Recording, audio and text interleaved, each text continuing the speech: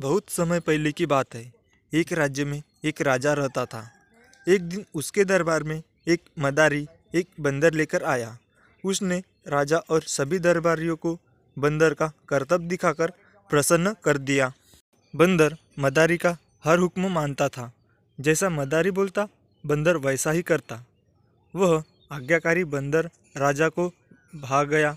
उसने अच्छी कीमत देकर मदारी से वह बंदर खरीद लिया। कुछ दिन राजा के साथ रहने के बाद बंदर उससे अच्छी तरह हिल मिल गया। वह राजा की हर बात मानता। वह राजा के कक्ष में ही रहता और उसकी सेवा करता था। राजा भी बंदर की स्वामी भक्ति देखकर बड़ा खुश था।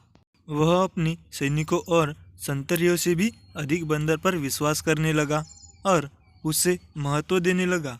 सैनिकों को यह बात बुरी लगती थी, किंतु वे राजा के समक्ष कुछ कह नहीं पाते थे।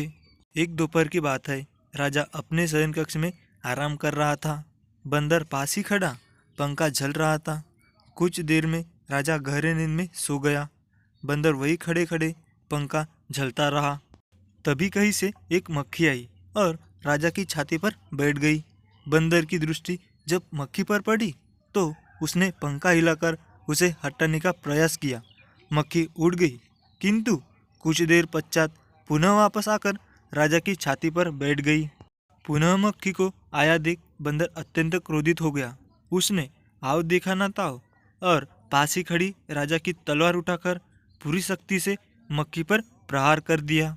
मक्खी तो उड़ गई, किंतु तलवार के जोरदार प्रहार से राजा की छाती दो टुकड़े हो गए और राजा के प्राण पखेर उड़ गए। कहानी की शिक्षा: मूर्ख मित्र से अधिक बुद्धिमान शत्रु को तरजीह दी जानी चाहिए। Thank you.